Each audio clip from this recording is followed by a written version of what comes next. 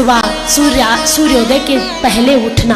भले ही आपको सर्दी लग रही तो आप कंबल ओढ़ के बैठे रहो, थोड़ी देर भजन करो, उसके बाद उठ करके स्नान करके तभी रसोई में प्रवेश करना, जल चढ़ाना, तुलसी को जल चढ़ाना। आजकल क्या क्या आचरण हो गए, जूते पहने पहने खाना खा रहे, किचन में जूते पहने हुए, मम्मी जी ठंडी लग रही। क्या पहले तुम्हारी मम्मी को ठंडी नहीं लगती थी? जो अपनी माँ को भोजन बनाते देखे, बताओ किस किस की माँ, यहाँ तो बड़ी बूढ़ी भी बैठी है, आपकी माँ चप्पल पहन के जूते पहन के भोजन बनाती थी या रसोई में प्रवेश नहीं करने देती थी? दूर दूर रहो कहती थी ना। जब स्त्री कोई अपवित्र अवस्था में होती है तो 5 दिवस तक उससे भोजन भी नहीं बनवाते और ना तो उसके हाथ से जल पीते हैं, कहते तुम आराम करो, क्योंकि उस समय एक स्त्री शक्ति का स्वरूप होती है। कहते हैं उस समय सबसे बड़ा उदाहरण है कि तुलसी के पौधे को भी स्पर्श कर ले तो तुलसी का पौधा सूख जाए, जो सबसे शक्तिशाली पौधा होता है। बिजली की तरह वो एक स्त्री का शरीर बिजली की तरह होता है। दूषण की बात नहीं, केवल हाइजीनिक की दृष्टि से अपवित्रता और पवित्रता 2 चीज हमारे यहाँ बनी है। एक होती स्वच्छता और एक है पवित्रता। पाश्चात्य पश्चिम के देशों में स्वच्छता तो होती है पर पवित्रता नहीं होती, वहां जूठा शब्द नहीं होता। अंग्रेज जो है इंग्लिश में जूठा शब्द का कोई इंग्लिश का वर्ड ही नहीं मिला अभी तक। एक ही ग्लास में 10 लोग पी लेंगे वाइन, उनको कोई फर्क नहीं पड़ता, वहां कुछ जूठा नहीं होता। ना रसोई जूठी होती है और ना रसोड़ा होता ही है। हमारे घर में रसोड़ा, रसोई का अर्थ है जहां रस बनता हो, जो जीवन में रस भर दे, जो रसो वैसा श्री कृष्ण से मिलने का जतन बना दे, वो रसोई जिसमें रस बनता हो। भोजन रसदार होता है ना। सभी को अपने माँ की हाथ की रोटी बड़ी रसीली लगती है। अब रोटी में रस तो नहीं होता पर रस होता भी है। माँ के हाथ के भोजन में रस होता है कि नहीं?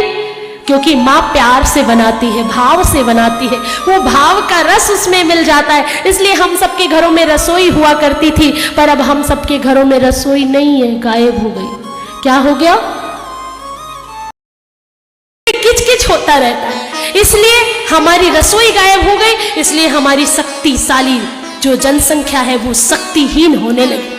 आजकल बर्गर युग आ गया, पिज्जा और बर्गर के बच्चे, इंटरनेट वाले बच्चे बहुत तेज इंटरनेट चलाते हैं, मोबाइल में कुछ भी तुरंत सर्च कर लेते हैं। सारे आउटडोर इंडोर गेम्स खत्म हो गए, सारे गेम मोबाइल में भर दिए और आंखों की रेटिना, इतने मोटे मोटे चश्मे चढ़े हुए हैं छोटे छोटे बच्चों के, देख करके हैरानी होती है ये कैसा युग आ गया है। हम इतने, जितना हमने विकास किया उतना ही हम पीछे चले गए। अब आंखों का ट्रांसप्लांट कराने जाना पड़ेगा, ज्यादा पैसे होंगे तो आई खरीदना पड़ेगा। पहले तो आई पैड खरीदो फिर आई खरीदो। तो इसलिए आप सावधान हो जाइए। अपनी प्राकृतिक और सांस्कृतिक धरोहर ये है कि हम पवित्रता अपवित्रता का ध्यान रखें। परम पूज्य दीदी माँ जी कहती हैं पाश्चात्य देशों की स्वच्छता और भारत की पवित्रता का संगम होना चाहिए। पाश्चात्य की वैज्ञानिकता और भारत के आध्यात्म का संगम होना चाहिए, तब बात बनेगी। हमारे यहाँ पवित्रता और स्वच्छता में अंतर क्या है?